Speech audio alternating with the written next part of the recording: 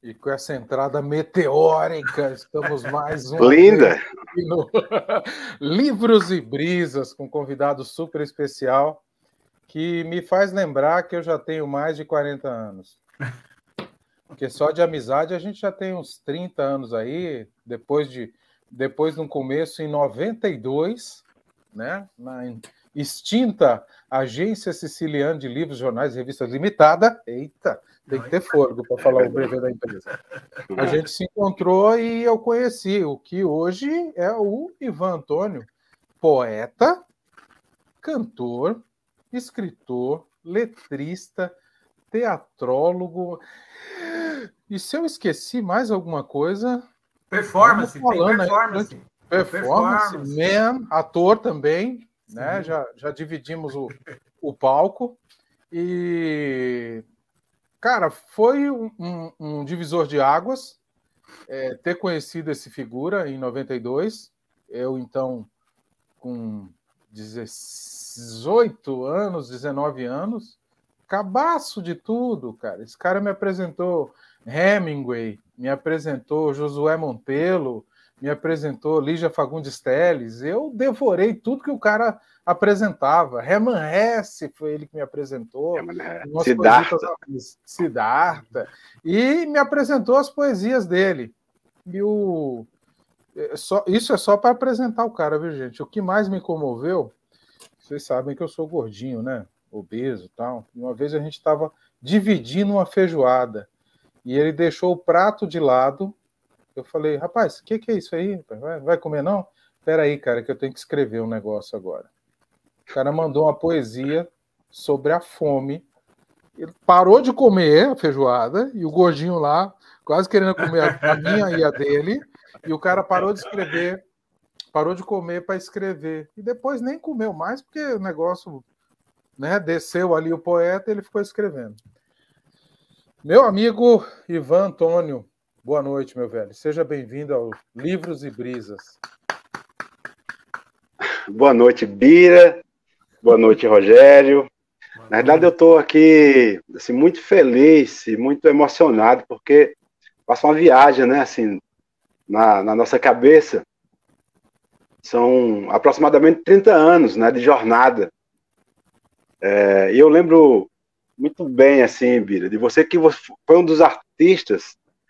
E olha que eu já dirigi muita gente, né? Eu dirigi Paulo Betti, dirigi Sérgio Manberti, algumas figuras, assim, monstros do teatro e da TV, do cinema brasileiro, mas eu tenho uma alegria tão grande, assim, uma honra de ter dirigido você, porque dirigir você para mim foi uma escola, porque você fazia um personagem super violento, né? Um torturador. Você fazia um sargento que torturava presos políticos, e você sempre, desde sempre, esse poço de gentileza. Então, era preciso estar, né? E enfim, eu ficava buscando caminhos para tirar de você no palco a gentileza. Então, é um prazer. Eu estou muito feliz, Bira, de estar contigo nessa noite. Eu tenho aproximadamente 40 anos de carreira, 40 e poucos anos. Já viajei o mundo inteiro, já, obviamente, dei entrevistas em vários cantos do mundo, mas eu queria te dizer que essa é uma das que mais me emociona. Estar contigo aqui é um grande prazer, uma grande alegria, muito grato pela lembrança. Assim. Tantas pessoas importantes para você entrevistar e você me acolher, é mais uma vez uma grande gentileza sua. Ivan, o negócio aqui, a gente chama o pessoal que a gente conhece, que a gente já conversou e que tem conteúdo. A ideia de Livros e Brisas é realmente falar de livros e brisar. Dar uma viajada nessa história dos livros e tal. E você foi o cara que, como eu te disse, foi um divisor de águas na minha vida no sentido de me apresentar autores que eu realmente desconhecia. A gente lia muito na época do teatro, né? 1968, o ano que não terminou, Os Carbonários, Brasil Nunca Mais. Isso foi leitura de preparação de ator, né? Coisa que eu, aliás, nem me considerava até o dia que... Eu me lembro muito, uma vez falando com você, né, que é o ego, né, do ator ali, machucado, porque todo mundo ia falar com o Caio, ia falar com o menino que fez o Carlinhos. Era o Carlinhos, né? Fazia o papel principal. Depois eu torturei o Caio também, saía dando bufete em todo mundo depois que entrava para fazer o personagem. E todo mundo, no final da peça, procurava ele para cumprimentar o ator, né? E ninguém me cumprimentava. E você, na sua sabedoria, falava para mim, Bira, é claro, ninguém vai querer falar com o torturador, você está fazendo bem o papel. É por isso que ninguém te cumprimenta. Até uma vez, a gente estava no Damásio ainda, e uma senhora me procurou. Alguém, tem uma senhora querendo falar com você. Não sei se você estava nesse dia, mas foi muito interessante que ela falou, cara, a peça é muito forte, está muito bacana, e quando você entrou no palco, eu vi o cara que buscou, que levou meu filho, e eu nunca mais vi meu filho. Eu lembro disso, assim, é uma coisa que chega a arrepiar. E aí ela me confidenciou isso, aí eu falei, realmente, eu acho que Ivan tem razão. Ninguém me cumprimenta mesmo. O personagem deve estar mais ou menos. Não, e foi uma efervescência, né? Eu me lembro, uma outra noite marcante, você falou, cara, Belchior vai tocar num lugar, vamos lá. Eu falei, como assim?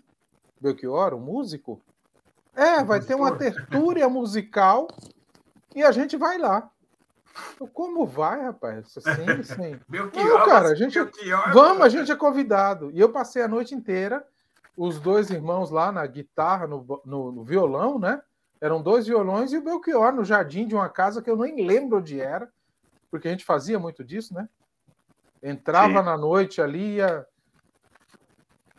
foi um momento muito, muito de efervescência. E isso porque a gente trabalhava das 8 às 5. Né? Eu acho que você era do turno que ficava até às 7, alguma coisa assim, mas era isso. O livro do... você sabe que... Continue. E você sabe que o Belchior, nos tornamos assim, grandes amigos. O livro esteve aqui em Camaçari algumas vezes e me ajudou muito. O meu segundo livro, Flores em Pé de Guerra, o Belchior que conseguiu a editora para mim. Né?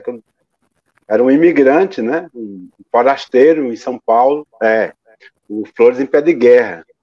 Então, esse livro, ele não só teve a generosidade de conseguir uma editora para que eu publicasse o livro, como ele também fez as ilustrações, né, desse livro. Então, Belchior foi assim, um grande parceiro, um irmão querido, assim. Eu sinto muita falta do Bel. O Bel, quando ele... Eu trouxe ele 2 vezes aqui em Camaçari, terminava o show, a gente ia tomar uma cerveja, bater papo. Um grande irmão, assim, continua sendo, né? Onde ele está na luz, né? Continua escrevendo as canções lindas que sempre escreveu, e é um poeta que faz muita falta, não só ao Brasil, mas ao planeta, né? Sim. Eu do Belchior também me recordo uma vez que a gente foi ver um show dele no Centro Cultural da Vergueiro. E eu sempre gostei de música, né? Encantado com o guitarrista, né? É o Sérgio Zuravitz, né? Serginho, eram 2 irmãos, né? 2 irmãos, sim. Isso. E aí eu ali fascinado pelo cara solando na guitarra, né? E tu, mais uma vez, no teu conhecimento, falou, Bira, presta atenção, meu amigo. Ele tá fazendo a distorção tudo no pedal. Não é isso tudo, não. E eu ali, né, cara, né?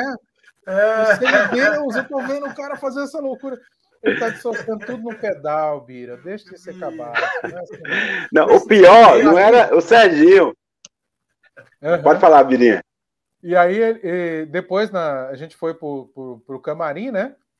E você me apresentou, Belchior, né?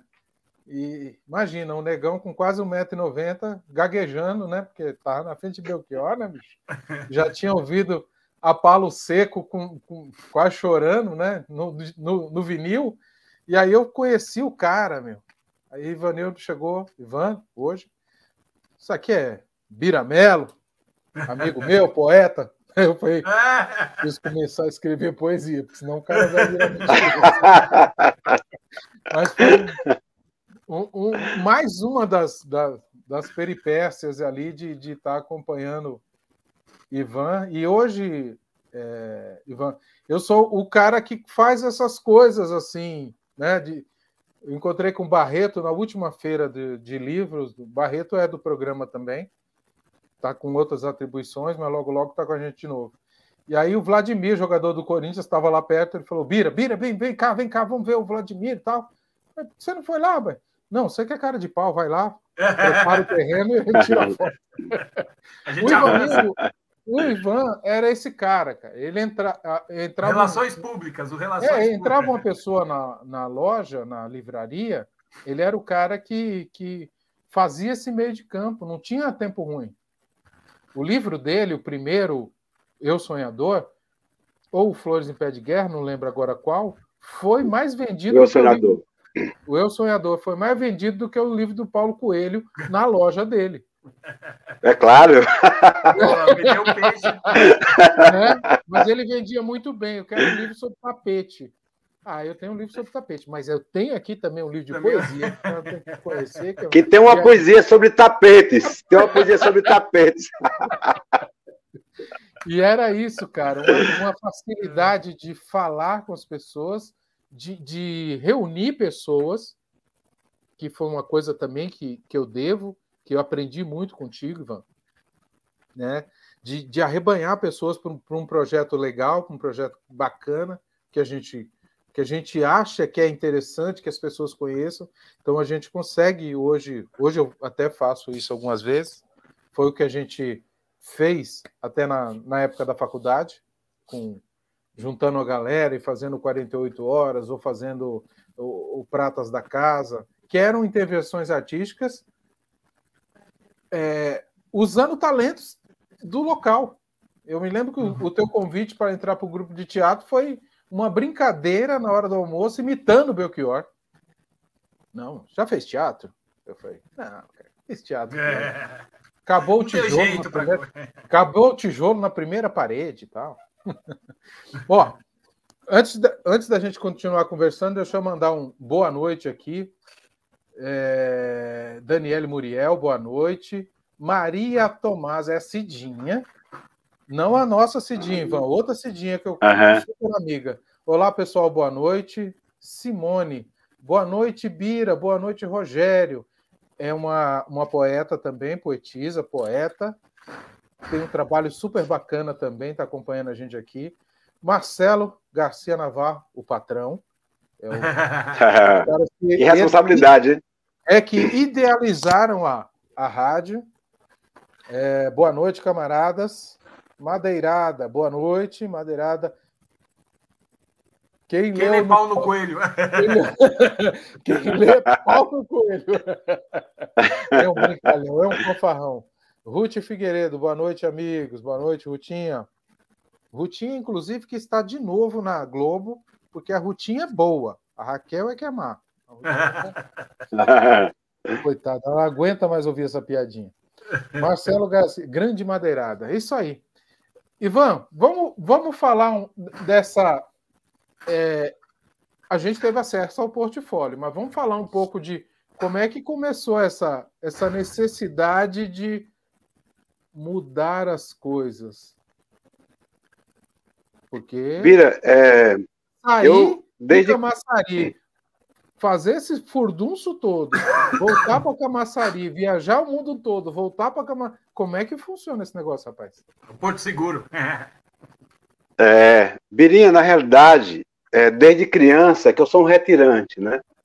O meu pai trabalhou em circo, minha mãe era uma atriz amadora e minha tia, diretora, era uma das mais importantes diretoras de teatro de Pernambuco, Josefa Valdivino. Então eu comecei a fazer teatro com 9 anos de idade. Legal. Só que depois, sabendo que com o teatro, papai tinha essa consciência que não ia conseguir colocar o pão de cada dia na mesa, né? Então ele migrou para a construção civil como carpinteiro e quando acabava o trabalho naquela cidade a gente tinha que mudar para outra. Então aos 9 anos eu comecei essa peregrinação, essa retirança. Saí de Pernambuco, de Pau de Arara, né? Eu lembro até hoje, eu em cima de um caminhão com a minha irmã, meu irmão e meu pai em cima, debaixo de uma lona, minha mãe na boleia, e eu gostava, eu adorava, porque eu ficava vendo a estrada, né? E quando passava naqueles postos rodoviários, a gente tinha que se abaixar, cobrir a gente com a lona, para passar pelo posto rodoviário e seguir viagem. E depois a gente foi para Sobradinho, onde tem o Rio São Francisco, que é a barragem hidroelétrica de São Francisco. E aí eu fiquei até os 17 anos. Depois tive que mudar para Petrolina para servir o Exército. Foi aí que eu comecei a escrever o espetáculo que você participou, o Sanatório para Freud. E depois terminei de servir o Exército, fui para Camaçari. E depois fui para São Paulo, né, onde nós nos conhecemos. Então, desde criança, eu não tenho pátria. Eu aprendi, né, que eu não... E era uma jornada de muita solidão. Porque quando eu estava solidificando o meu amor pela cidade, pelos meus amiguinhos, pela primeira namorada, eu tinha que partir. E era muito dolorido isso, né? Porque eu não achava justo. Eu não achava justo.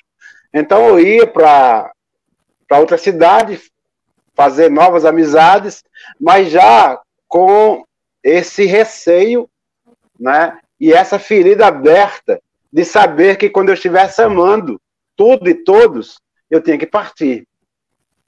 Então, quando eu criei o método do Teatro da Solidão Solidária, na realidade, foi em busca de mim mesmo. Né? Com toda a minha coragem e com todos os meus medos. Porque eu comecei a criar um método, essa minha busca pelo outro e pela minha alma, logo cedo, né? Logo quando me entendi. Aliás, nem me entendia de gente, eu era uma criança. Mas eu via meu pai naquela labuta, minha mãe, sempre chorando ao partir. Né? E eu ficava me perguntando por que tinha que ser assim. Né? Então, quando eu entrei no Exército, que me deparei, em 1983, com aquele outro mundo que eu não conhecia, que também era um mundo de muita solidão. E por isso, ao criar o Teatro da Solidão Solidária, eu buscava e busco em cada um que eu encontro a luz e não a sombra. Eu reconheço a sombra, mas eu busco em cada um que encontro a luz, porque eu via naqueles homens no Exército, principalmente aqueles mais autoritários, aqueles que gritavam muito, aqueles que oprimiam mais, eu via uma solidão que era muito devastadora. Então, às vezes, o grito era pelo medo, pela solidão, pelo desespero. E eu mesmo, muito jovem, comecei a entender isso. E ao entender, comecei a julgar menos.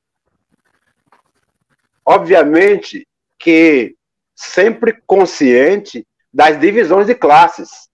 É verdade. Sempre. E sofria muito por isso. Porque eu entendia, mas era crítico. Não ao homem, mas o grande sistema que os devorava. E eu verbalizava, até por uma certa ingenuidade da juventude, né? Porque a gente, muito jovem, muito revolucionário. Então, eu lembro da primeira vez que eu fui preso no Exército, porque eu, de madrugada, eu acordava e escrevia poesia e colocava no quadro, né? Onde o sargento de dia colocava o serviço do dia, quem ia ficar de guarda, quem estava detido, quem não estava. Né? Então, quando estava detido algum amigo meu, alguém mais, todos eram próximos, mas aqueles que eu tinha mais afinidade, aí o verbo era muito afiado. Então eu escrevia poema e colocava lá. E eu lembro uma vez o sargento me interrogando, né? Eu muito jovem, perguntando se eu era comunista. Cara, não tinha ideia do que era ser comunista, eu era muito jovem. Não tinha ideia do que era ser comunista. Eu falei que não. Por que você está escrevendo isso? Quem lhe ensinou? De quem é esse poema? Primeiro, dizendo que eu era um mentiroso. Que aquele poema não tinha sido eu que escrevi. E eu, muito ingênuo,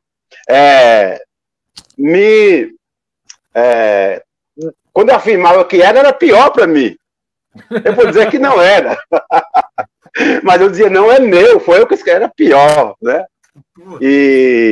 Então, na realidade, quando eu escrevi o Sanatório para Freud, só para contextualizar aqui quem está nos assistindo, que é uma peça, né, um espetáculo, que fala sobre a vida de um jovem poeta que é preso e torturado na época da ditadura militar, e para não morrer das torturas, ele finge de louco e consegue uma transferência para um sanatório.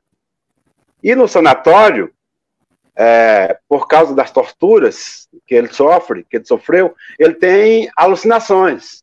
Então ele vê os loucos, né, no sanatório declamando Allen Ginsberg, né, Lord Byron, Whitman, Rimbaud, Drummond, Paulo Leminski. Né? Então é um espetáculo muito louco, assim. E poesia pura, né, Arabira? Né? Era. Pode falar. Não, eu até hoje recito: um homem como a dor é muito mais elegante. Carrega o peso da dor como se portasse medalhas, uma coroa, $1 milhão ou coisa que o vale. E é muito engraçado que, e eu deixo você complementar depois a questão da peça, eu estava no Maranhão uma vez, Ivan, e um músico local falou: olha, eu vou dar o meu CD para o primeiro que chegar aqui e cantar o hino da África do Sul. Aí eu cheguei, peguei o microfone, dei 2 batidinhas. Eu só queria confirmar que a pessoa vai entregar o CD, viu? Aí os carioca, amigo meu, falou: Bira, vá tomar naquele lugar. Como é que tu vai cantar o hino da África do Sul? Não sei o que lá. Só que já tinha uma janela, né? Já tinha passado pelo Palavras no Cio, já tinha montado um sanatório para Freud. E no sanatório para Freud, a gente tinha um baita de um negão que não tinha o meu vozeirão. E eu ficava na coxia cantando o hino, e o Rogério, às vezes, não tinha voz, mas era enorme, sim, né? E ele fazia o Steve Biko, né? Às vezes ele cantava, às vezes eu fazia o som, né? E aí eu cantei o hino os caras falaram, imagina, um congresso de estudante, tinha para mais uns 300 pessoas, parou, ficou aquele silêncio ouvindo o hino, falou... Não é que ele cantou mesmo? Não é que ele cantou mesmo. Só que aí tinha o Palavras no Cio, tinha o histórico, né? Tinha um passado. O Rogério sempre fala as velhas novas histórias e piadas do Bira. Quando a plateia é nova, é tudo inédito. Quando a plateia é jovem, né? A gente dá uma inovada, manda um poema do Ivanildo junto também, que ninguém... Aliás, eu queria dizer que o Ivanildo, ele é um visionário, evidente pela sua obra, mas no livro Império e Guerra, Flores, Império e Guerra, ele tem um poema que chama Genocídio. Assim, só para contextualizar que existe essa coisa do Ivan, de perceber, de ter percepção, né? De ter, e fazer projeção, infelizmente, mas tem que ser dito isso aqui, tá? Claro. Não, Rogério, assim... Desculpa interromper, mas já interrompendo, uma vez eu falei para o Ivan, cara, eu adoro quando você é revolucionário nos poemas. Quando você tá romântico, você é meio romântico demais, meio piegas. Meio doce. Meio doce, né? Mas quando você é revolucionário, velho, né? Ele falava para mim, Bira, os livros são como metralhas. A gente tem que tomar posse desses livros, essas metralhas para fazer a revolução. Achava fantástico. E principalmente pelo esse sotaque maravilhoso, né? Que a maioria do tempo o cara ficou lá na terra-mãe aqui no Brasil, né? Eu tive um ano em Angola, falei que visitei a terra-mãe, né? Mas aqui no Brasil a nossa maior representação da terra-mãe é a Bahia. Então esse sotaque, imagina essa fúria, uma fúria boa, a fúria da revolução, com esse sotaque, que aí ficou tudo uma delícia. Você sabe que as pessoas perguntam de onde vem esse sotaque, eu digo que eu sou peba, né? Porque eu sou metade pernambucano e metade baiano. Então, eu peguei os dois sotaques, né? Mas, Rogério, se tem uma, assim, nesses meus 40 e poucos anos de jornada, se tem uma coisa que me deixa muito feliz, além de todos os parceiros, né, que eu tenho, né, que tive e tenho, são esses meninos que cresceram mais do que eu, né? Bira, por exemplo, Bira era um menino, né? Assim, estava naquele momento abrindo a alma para os livros, né? Tinha fome, e eu dizia, cara, esse menino ele vai muito longe. E aí dizia, Bira, você tem que ler isso para você fazer o personagem. E às vezes nem precisava, porque ele já estava fazendo o personagem com muita elegância, com muita maestria, mas era o caminho que eu tinha para que ele lesse. Eu dizia, Bira, essa frase que você deu no texto não está legal. Então você vai ler esse livro para você entender. Você vai ler Dostoiévski. E aí Bira correndo ler Dostoiévski. Não, mas essa frase ficou massa. Você leu agora Dostoiévski, agora você vai ler Grotowski. E aí Bira, cara, eu enganava Bira sempre, Rainer né? Maria Rilke, vai ler. Rainer Maria Rilke. Aquilo ficou na Cartas a um jovem poeta. Eu não posso fazer exército, eu tenho que ir para arte.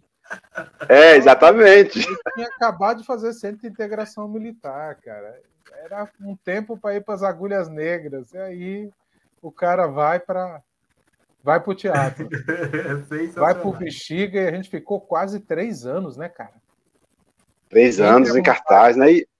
Entre a montagem do Darcio Della Mônica. Você sabe que ali o Darcio Della Mônica, quando eu falo de arrogância, da minha arrogância, eu lembro do Darcio, porque eu lembro porque Darcio era uma autoridade no teatro, né, e na TV, no cinema na época, enfim, um grande diretor, já ter feito várias novelas, enfim. E quando ele quis montar o espetáculo Sanatório para Freud, que eu dei o texto para ele ler, enfim, ele me chamou para uma conversa e falou, Ivan, eu adorei o texto, muito forte, agora eu vou ter que fazer uma adaptação. Eu falei, ok, tudo bem.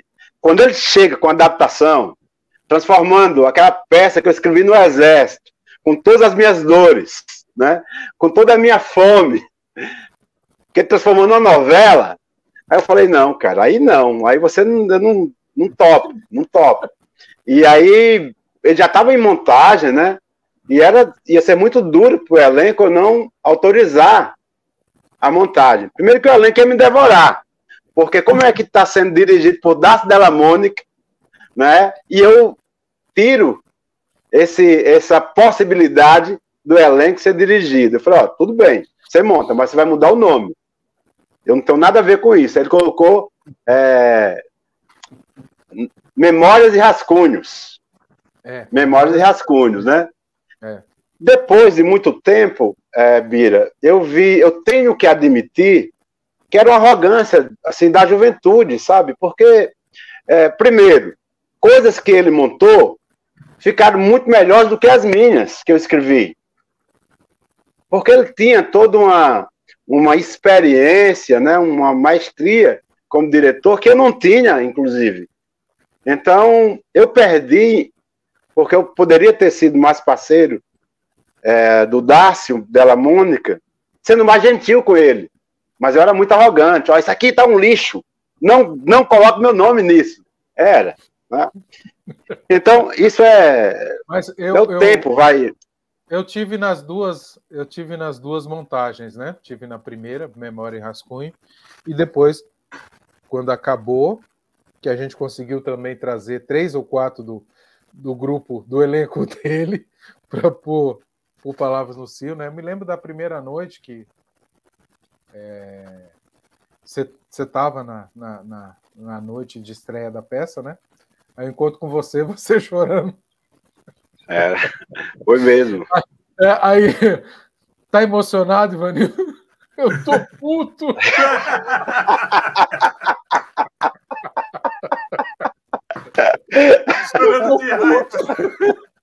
Foi muito bom aquilo, cara. Mas era, Bia. Porque ele colocou. E era natural, né, cara? Era natural, porque realmente é um texto seu, era um trabalho seu, e uma adaptação que ela teve um outro viés, né? Um outro viés que amenizou, ficou uma peça mais menos crua, né? No sentido da crueldade mesmo da cena, né? Exatamente. Eu me lembro das cenas de tortura que a gente, quando vai, e o teatro, acho que tem muito disso, né? Você vai tomando posse do personagem e vai se comunicando com o teu colega de cena. O Carlos era fantástico. Edmilson é excelente ator, mas o Carlos ele tinha tudo, né? Era aquele corpo franzino, sim, aqueles cabelos, aquela... Frágil, né? Frágil, era frágil. Ele era forte no texto e frágil no corpo. Imagina, aquela cena que eu pegava ele pelo pescoço, levantava quase 2 metros e jogava ele no chão, era ele que fazia tudo. Ele segurava nos meus braços, eu nunca machuquei, eu tenho esse orgulho, né, de nunca ter machucado ninguém em cena, embora toda vez que eu jogava o Carlos no chão, eu ouvia da plateia né? Exatamente. Agora o cara matou ele, né? E eram cenas muito fortes, né? Eu lembro que na época daquele espaço do Damásio, existia mais 2 ou 3 grupos experimentais, né? Também o pessoal que estava começando, o pessoal que deve ter continuado na área e tal, e a nossa se manteve no palco maior durante muito tempo. A gente teve críticas boas nos jornais, eu ainda guardo alguns jornais amarelecidos aqui, né? 30 anos e tal. E foi um diferencial. E o Sargento Rodrigues, ele saiu, ele voltou uma vez para, acho que uma comemoração, né? Acho que foi o nosso maior público no teatro, né? Acho que 800, 900 pessoas, foi uma comemoração que fez. E depois eu meti fogo naquela roupa, cara. Eu meti fogo, exorcizei a porra do sargento, que, olha, aquilo era tinhoso, aquilo tinha uma carga forte, né? Mas carreguei comigo todo o ensinamento, todo a... Eu acho, Bira, eu acho, Rogério, que não só o sargento, eu acho que a própria peça era de feridas, né, abertas, de Sim. Brasil, né, de uma juventude que não suportava mais não gritar, né, não suportava mais tantos não, assim. E eu, ao escrever aquele espetáculo, porque eu lembro quando eu comecei a escrever o espetáculo, eu estava no Exército, porque era muito curioso. O Exército tinha aquele 300 homens numa companhia, e tinha pessoas de todo jeito, né, com todas as jornadas. Tinha aqueles oficiais que eram brutos, embrutecidos, pelo poder, né, pela arrogância, e aqueles também que já tinham uma consciência política e uma sensibilidade comovente. E eu lembro que, como eu compunha, eu comecei a compor desde cedo, a gente saía cantando aqueles 300 homens pela cidade de Petrolina, correndo e cantando, né? Então, o tenente sempre me colocava para puxar as músicas. Então, eu cantava uma parte, a companhia inteira repetia. E era lindo, porque imagine 300 homens com aquelas vozes, né, cantando a mesma música. É lindo. Mas tinha uma música que me incomodava muito. E eu lembro desse sargento, tem um sargento que me perseguia o tempo inteiro, quando eu estava servindo, que ele fazia questão de me observar nessa hora, porque tinha um momento, Rogério, que a gente ia cantando e tinha um tenente que começava a cantar. Infante é o guerreiro que mata guerrilheiro, com a faca nos dentes, esfola ele inteiro. Mata, esfola, usando sempre o seu fuzil. Infante é o guerreiro que acredita no Brasil. Imagina que eu ia cantar isso. Nunca. Jamais. Eu abominava aquilo. Eu não cantava, e eu sou imperativo, né? Eu falo sozinho. Eu começava a balançar a cabeça que não. Eu ficava furioso com aquilo. Mas eu não vou cantar. E o sargento chegava para mim: você está cantando por quê, soldado? E eu dizia: eu não vou cantar isso. Não vou cantar. E aí, quando chegava na companhia, ele queria saber porque eu não ia cantar. Eu falei: eu jamais vou matar ninguém. Jamais. Tinha todo aquele sermão. E, cara, nunca me rendia a isso. Era um poeta, né? Gancho no Ivan. Era sempre. E Rogério, era tão perverso que era numa época que eu fazia radionovela, que era comum, não sei se aí em São Paulo teve essa fase, mas no Nordeste era muito comum nos anos 80 ter radionovela, que eram aquelas novelas de rádio. Sim. E eu fui convidado para uma dessas radionovelas que foi dirigida pelo Hertz Fellers, que é um grande diretor aqui em Pernambuco, para fazer uma novela chamada Tempestades Humanas. Eu fazia um dos papéis principais na novela. E 13 horas passava a novela, né? Eles gravavam e todo dia passava 13 horas. Então, os meus amigos paravam o almoço para assistir a novela. Porque eu tava, né? Então era o soldado famoso, amigos deles. Então, parava. E o sargento ia lá perguntar o que estava acontecendo. Não, é o 570, me chamava de 570, que é, você tem uma ideia, não é nem nome, é número que a gente é chamado no Exército. Então, o 570, ele, como assim? E queria saber como eu gravava. Eu dizia para ele, eu gravava na quinta-feira. Então, e era ao vivo, naquela época era muito ruim essa questão da edição, né? Então, é para você errar o menos, para ele editar o menos.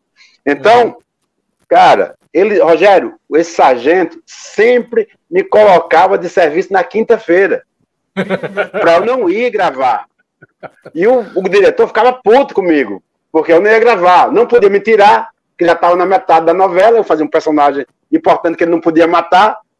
Então, ele ficava, né, puto. Aí, o que é que eu falava? Eu falava: sargento, eu vou gravar, não vou gravar na quinta, essa semana, eu vou gravar na sexta.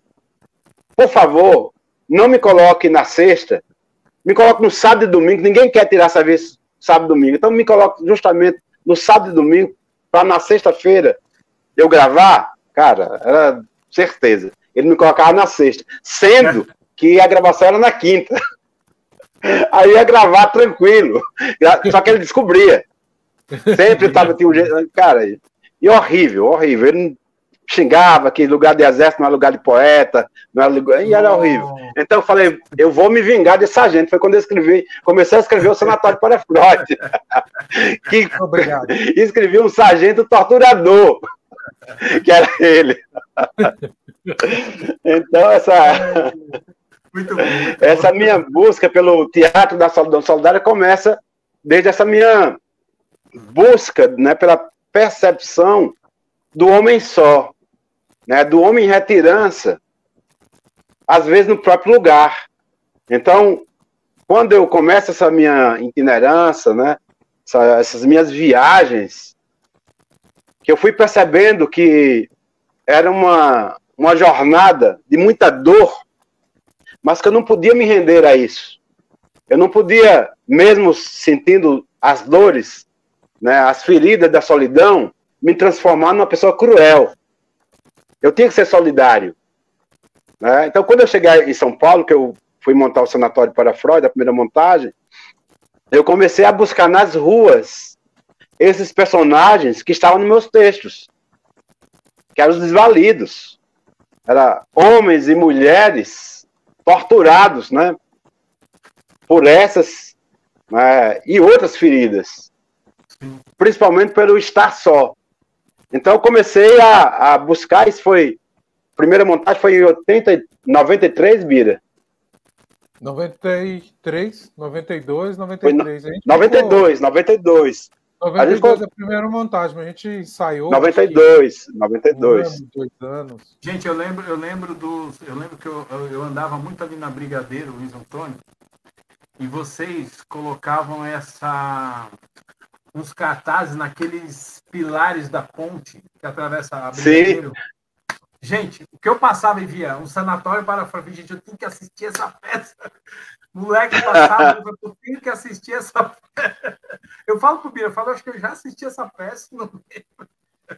Vocês divulgavam, era uma coisa tipo fanzine. Era, exatamente. Sair nos postes, nos viadutos, era muito assim, a divulgação era o Zambi-Lambi, né? Era bem improvisado mesmo.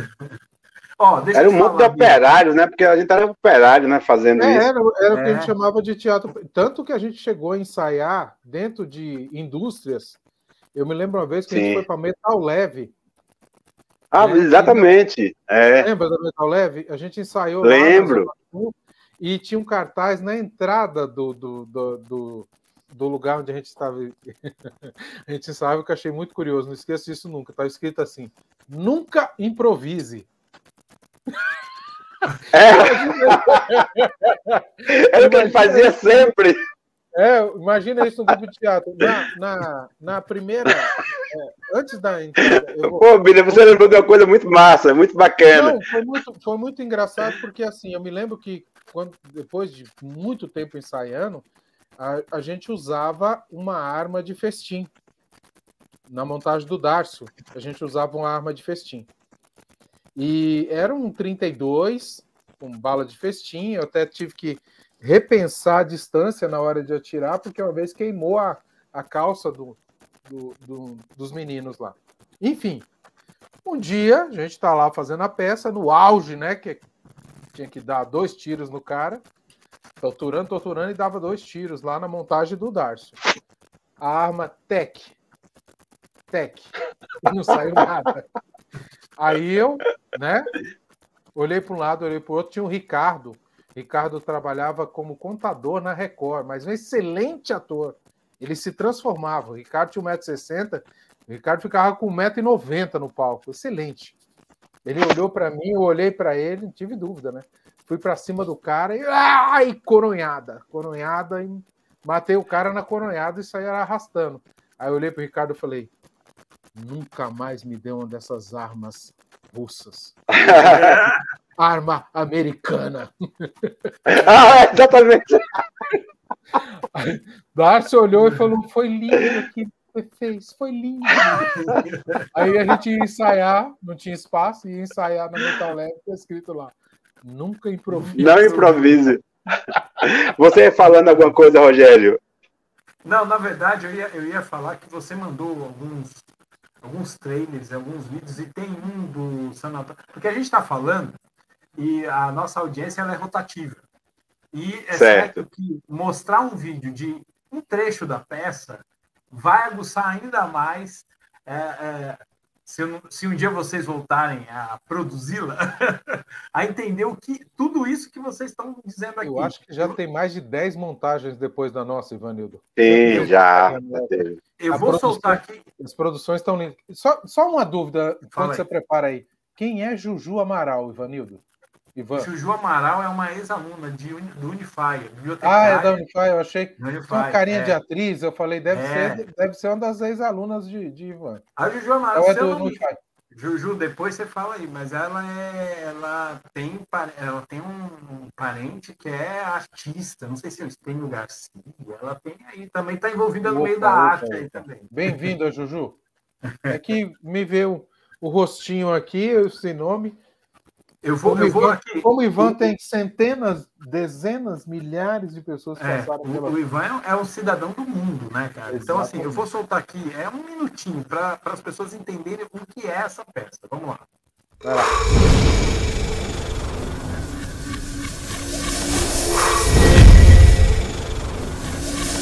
A humanidade convive com um mal: a solidão. Não posso estar louco. Um mal ainda maior quando falamos do período da ditadura militar.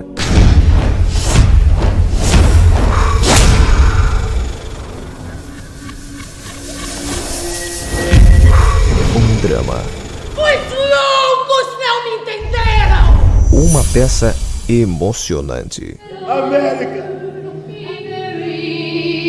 Eu lhe dei tudo e agora eu não sou nada.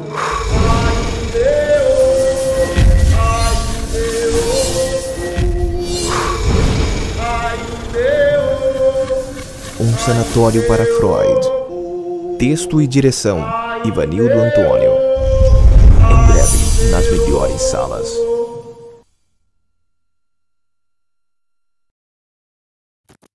É demais, né? A produção melhorou muito. Mas não viraria um filme? Sim, a gente está pensando. Antes de falar sobre essa questão da adaptação para o cinema, eu queria dizer, Bira, que eu estou muito emocionado aqui. Quando você fala melhorou muito a produção, sim. Hoje a gente faz esse teatro com toda a estrutura possível, depois de passar por mais de 20 países. E o texto merece. Dirigindo, né? Dirigindo espetáculos e ministrando oficinas, lançando livros, fazendo show. Mas é tudo isso, Bira. Só aconteceu por causa de vocês, sabe? Porque era um preto, um nordestino preto, um artista preto que chegava numa das mais importantes cidades do país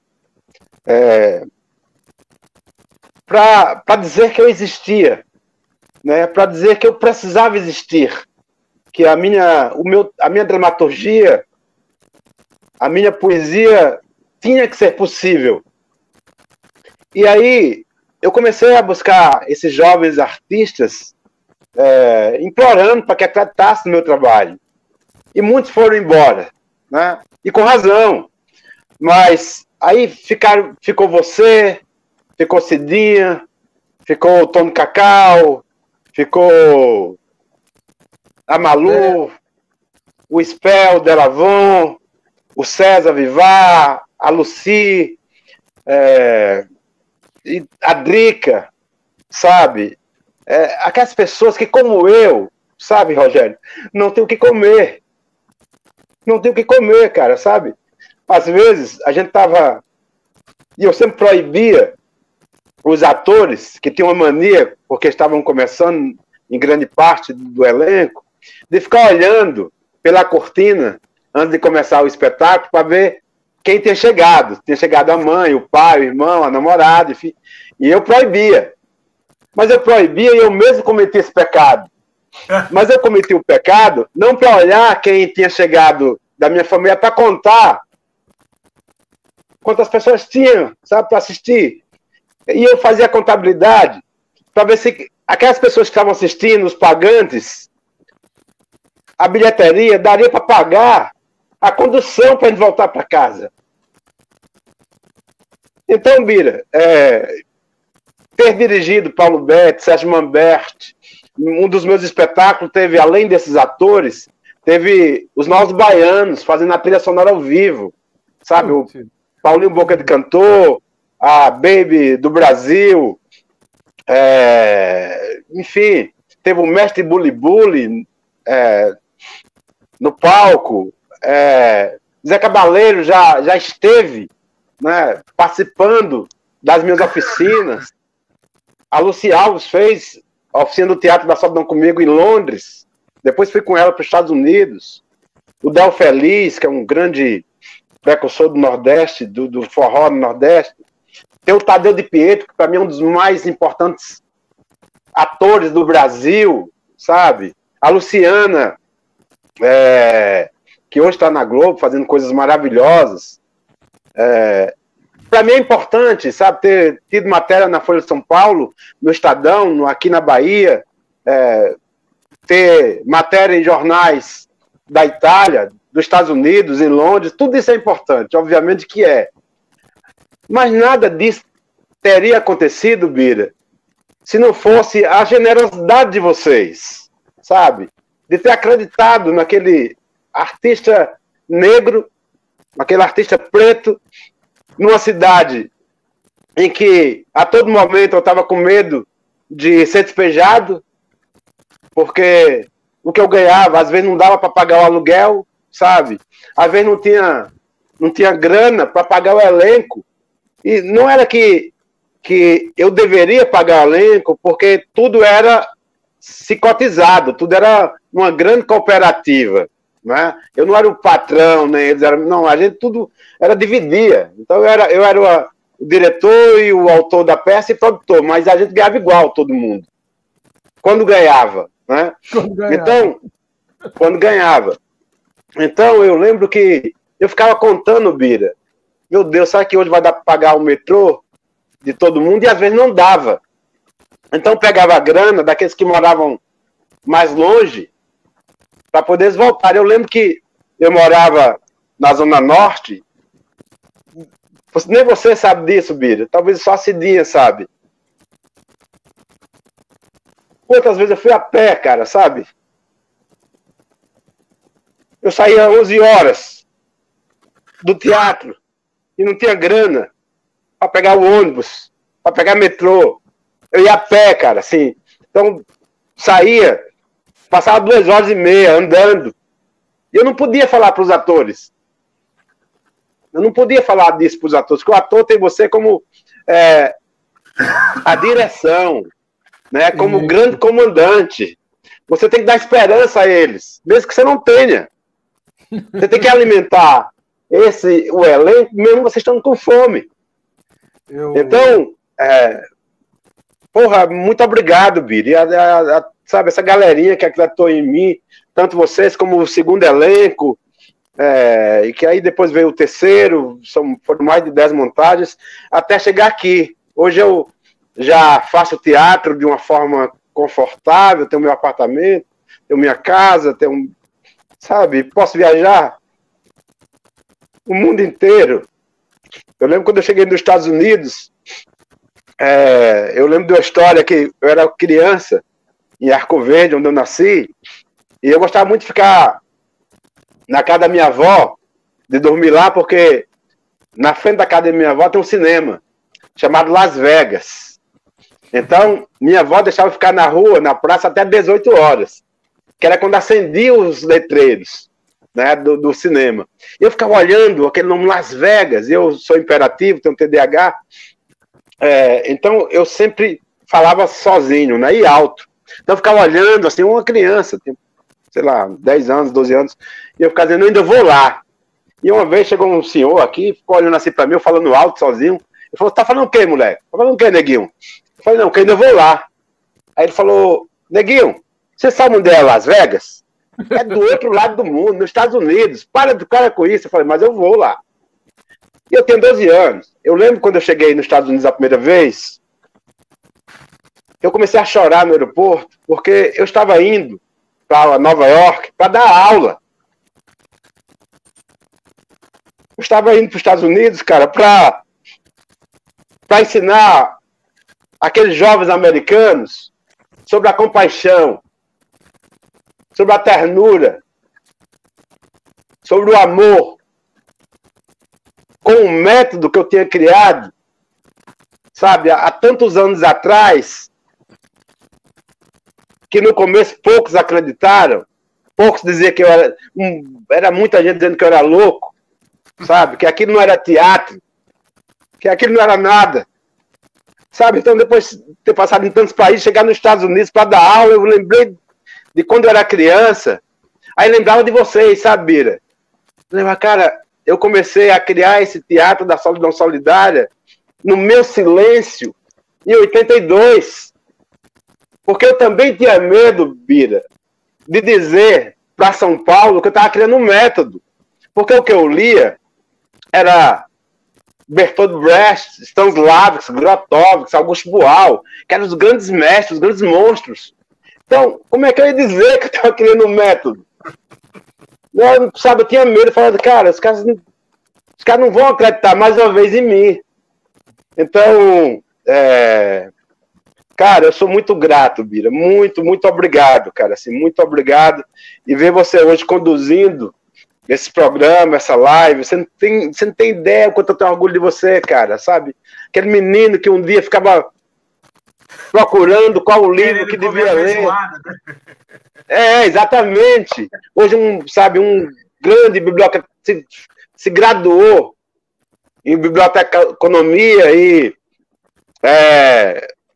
dirigiu uma das grandes redes de livraria do Brasil, foi gerente, sabe? Foi gerente numa loja, foi gerente no shopping center, não foi? 2. No shopping. Cara, e você não tem ideia, Rogério, o que é ser gerente ser um gerente preto de uma livraria num shopping center em São Paulo. Na Zona Você não Sul. tem ideia do que é isso. Você não tem ideia.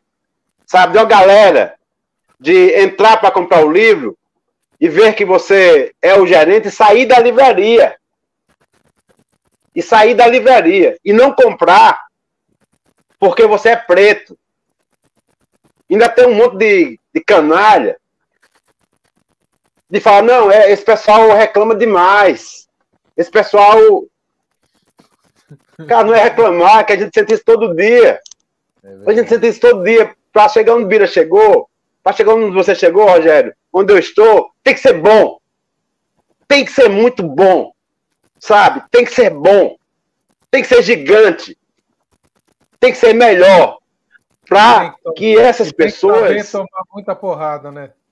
Tem que saber, cara. Porque tem que ser melhor para que essas pessoas nos achem medianos. Sabe? Então, ter um método hoje, ter circulado por todos esses países para dar aula, não é nenhuma arrogância dizer, é porque a gente é foda, sabe? É porque a gente, Caetano diz isso com muita maestria, sabe? Gilberto Gil é foda, Caetano é foda, Chico Buarque Bira sabe? Rogério, você sabe? Eu sou, sabe? E esse pessoal tem que baixar a cabeça pra gente, sim, sabe? Esses racistas, canalhas, tem que baixar a cabeça sim pra gente. A gente não vai se render. A gente não vai se render. A gente vai seguir em frente. Os nossos ancestrais que abriram caminhos com as suas costas largas, feridas, sabe, dos chicotes, não morreram, não foram torturados em vão. A gente está fazendo jus a essas dores. Vocês podem ter certeza, meus irmãos, que estão agora na luz, nossos anjos de luz, das nossas religiões africanas, brasileiras, afros. Cara, vocês não vão se decepcionar com a gente. A gente vai seguir em frente. A gente vai abrir mais caminhos. Podem ter certeza. E me desculpe, Bira, que eu me empolguei, sabe? Me perdoe. Por favor, não esperava menos de ti, né, meu amigo? Senão não tinha chamado você para bater um papo. Ivan, a gente conversou nos bastidores, eu falei contigo do respeito que eu tenho a todos os colegas. Citei o Rogério, é um cara que eu acompanho, que hoje também vive do teatro. O Rogério é um grande ator, né?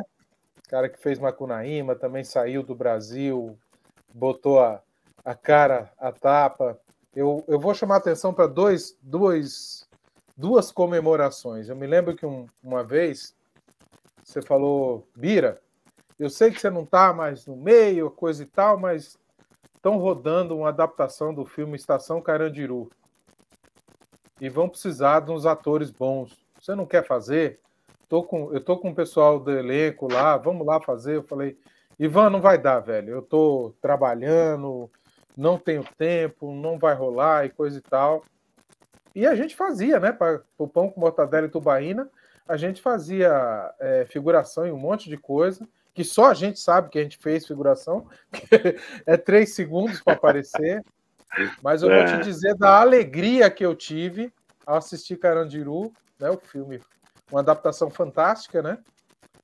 E quando o doutor volta, é você que abre É o Luiz Carlos Vasconcelos, um querido amigo. Exato. Quando ele volta...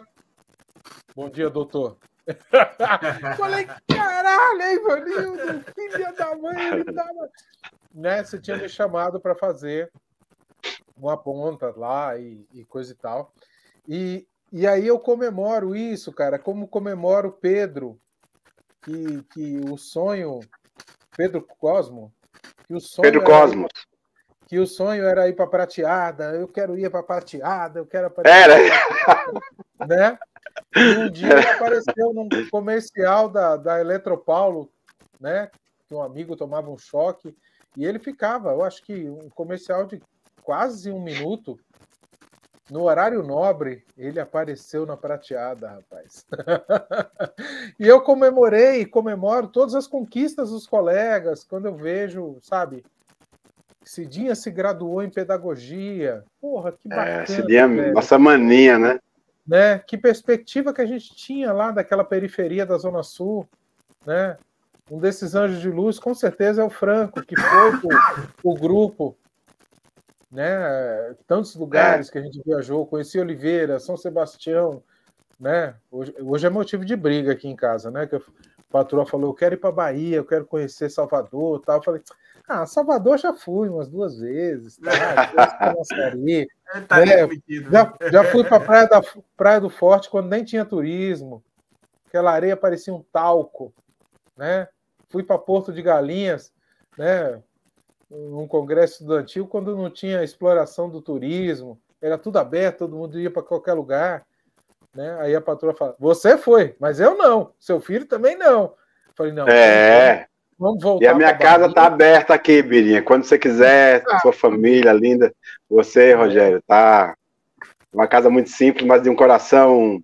Você sabe que 2 coisas. Uma é que ter participado dessa mega produção do Carandiru, eu tenho muito orgulho, né? Porque primeiro eu me tornei amigo do Hector Babenco, que era muito generoso, né? E ele, com a sua generosidade, ele leu uma matéria sobre o Teatro da Solidão Solidária, e foi numa época que eu estava ministrando oficinas na FEBEM e no Carandiru.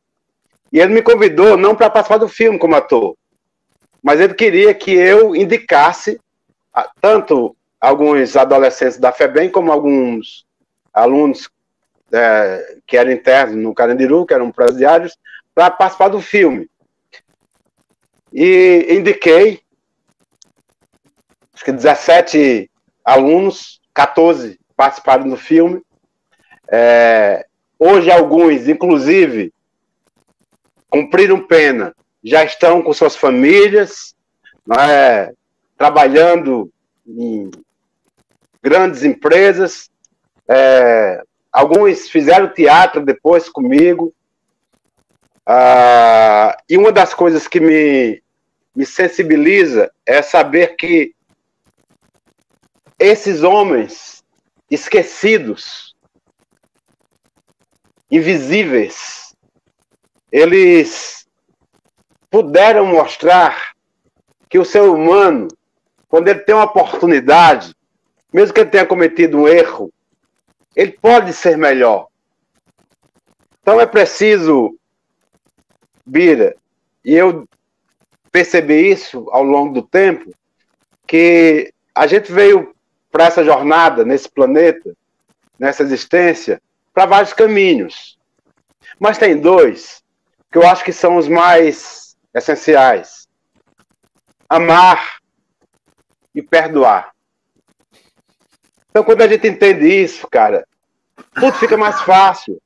Porque quando a gente vê o outro, em vez de buscar a sombra, a gente busca a luz. E ter participado desse filme, até eu brinco muito, porque o Héctor Babenco, eu tinha viajado, acho que eu tinha ido para a Argentina, acho, no festival, e aí quando eu voltei, estava já finalizando. Ele falou, Ivan, você tem que participar do filme. E você vai fechar o filme. Né? Você vai fechar o filme. Eu falei, ok.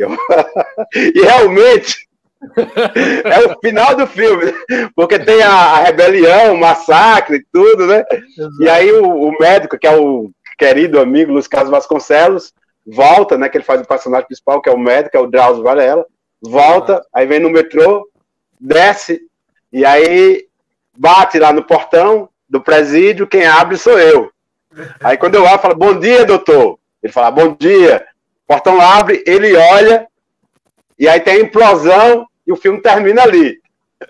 E aí realmente o Babenco cumpriu sua promessa. Eu fechei o filme. Mas o que é mais importante disso não é nem a minha participação, é esses irmãos, né, ter participado, cara. Pode falar, Bira. Não, porque eu falo que já brinquei com isso várias vezes, né? Eu falei, eu não tenho amigo feio, eu não tenho amigo baixinho, meus amigos têm tudo 2 metros de altura, meus amigos são todos lindos, minhas amigas são todas maravilhosas, né? Eu não tenho, né? Meus amigos são inteligentes. Agora aprendi com o Jamal, meus amigos são fofos. São fofos. Essa é boa. Não, muito boa. Ele gosta de alguém, ele acha alguém fofo. Então, meus amigos são fofos, né? E cara, brincando, passamos de 1 hora desse nosso bate-papo. Eu quero fazer referências ainda ao teu material, mas vamos colocar se tiver mais algum vídeo, subir, porque a gente tem que terminar nosso bate-papo. A gente tem um aqui que para mim, dos vídeos, eu já tô aqui, já tô em lágrimas. Aqui, eu tô vendo esses olhos vermelhos. O Ivanildo é terrível, ele causa isso nas pessoas. Mas tem assim, é um vídeo que gentilmente o Ivan mandou pra gente, do Canção dos Condenados. Os Condenados.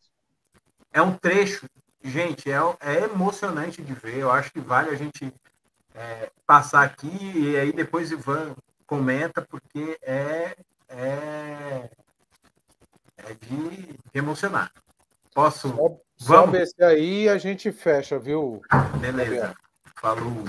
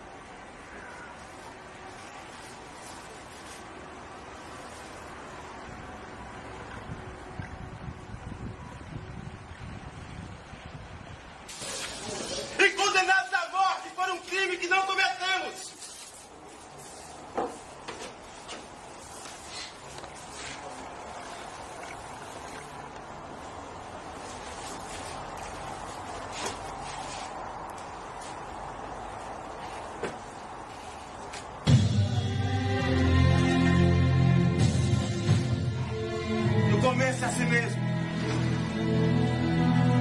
A gente começa a pensar em tudo que não fez. Tudo que poderia ter feito. Depois é o pior. O medo da morte. O medo do desconhecido. A morte, meu caro. não é nada mais, nada menos que a conclusão da vida. A morte é o último capítulo da existência de cada um de nós. Eu não vou te quebrar a cara, porque eu tenho muita pena de você. Eu sou negro, sim. Além de negro, revolucionário. E de culpa não. Não tem culpa o quê, rapaz? Você matou o velho. Olha aqui. Você também não é nenhum santo. É um assassino como eu. Cozinheiros, ajoelhem.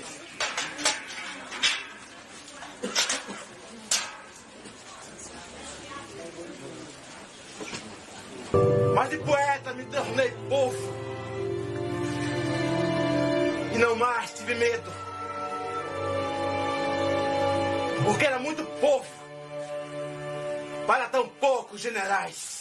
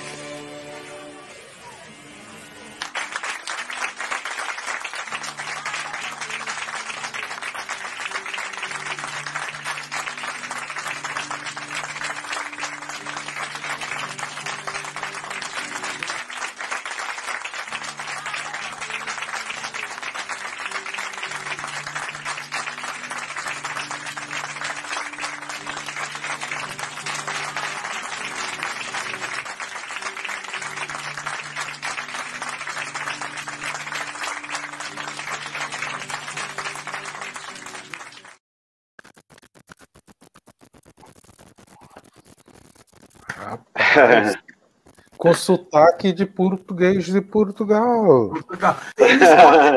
O guarda ele escolhe alguém da plateia para cortar o cabelo?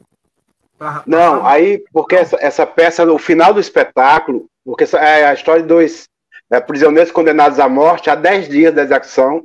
Então a peça se passa nesses 10 dias de agonia, né, antecedendo a sua execução. Então é na hora que ele vai ser executado. Eles cortam o nosso cabelo para... Um morre na câmara de gás, o outro na cadeira elétrica. Então é na hora que eles estão cortando o cabelo para executar a gente. E aí o Guimarães, na cidade de Guimarães, foi eleita a capital mundial da cultura, uma cidade de Portugal, e convidou o espetáculo, a Canção dos Condenados. Aí sou eu e o ator Hermes Uriel para representar o Brasil com esse espetáculo. Que foi assim, um espetáculo... Eu já tinha feito, né, aí em São Paulo, com outros atores, com Pedro Baggio, inclusive, né, na Sé. E depois, aí, com outra montagem, 20 anos depois, nós fomos para a Europa. O ano que vem, a gente deve ir para os Estados Unidos, inclusive, se apresentar em Nova York. E aí, Bira, só para terminar, eu sei que já está terminando o tempo, mas eu queria, além de te agradecer, você me impossibilitou a fazer uma grande justiça. Porque quando eu falo do Teatro da Solidão Solidária, eu falo de uma galera maravilhosa, que também tenho muita gratidão, que chegou na minha jornada, na minha vida, na minha carreira, em 96, 97, enfim. Então, eu sempre nas minhas entrevistas falo dessa galera, Carol Carvalho, Zig, Robson, Jô, Cida, enfim, que é essa galera que vem acompanhando o Teatro da Solidão Solidária dessa época para cá. Inclusive, agora, nós fizemos uma imersão para a formação da primeira turma de professores do método, que foi aqui na Bahia, e uma das alunas que estava era a Drica, que é lá dessa turma, lá de 83, 84, a Drica, que era de Ferraz de Vasconcelos, que também é dessa, né, uma amada amiga, enfim. Pois é, depois de... A gente saiu em Ferraz também, cara. Pegava aquele trem... Também. Era, exatamente.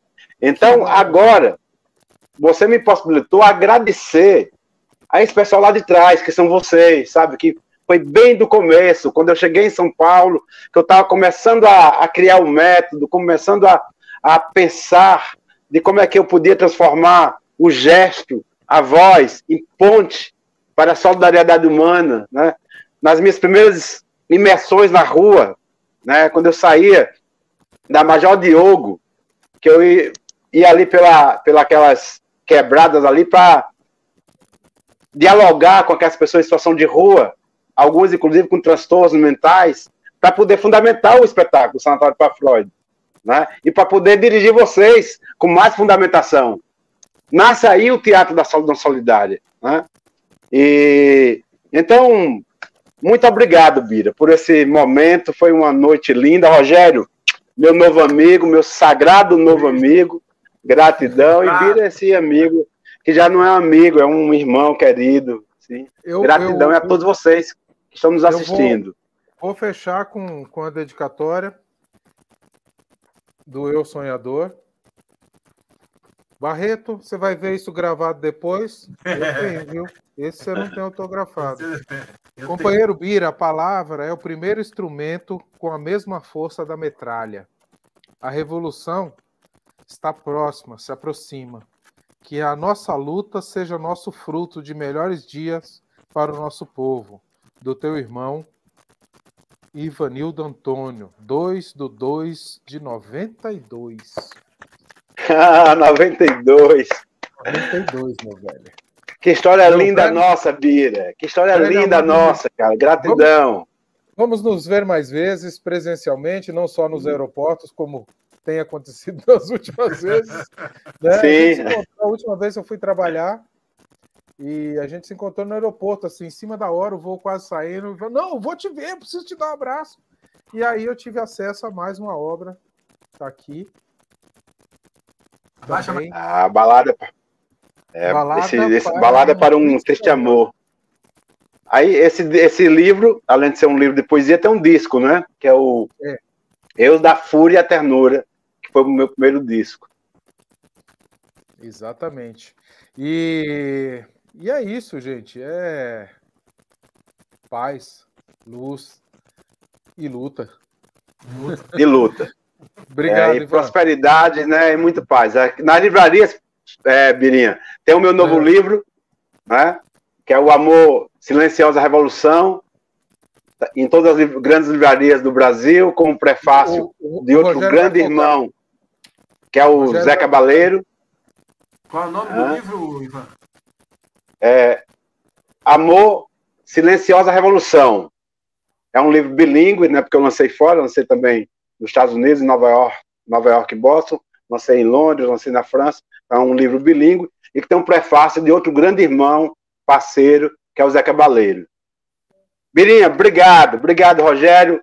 Eu que agradeço. Beijo, uma noite linda, uma das minhas dádivas são vocês, a amizade de vocês. Muito obrigado. A gente que agradece. Obrigado, poeta. Obrigado mesmo. Beijo. Tchau, tchau. Até breve. Valeu. Valeu.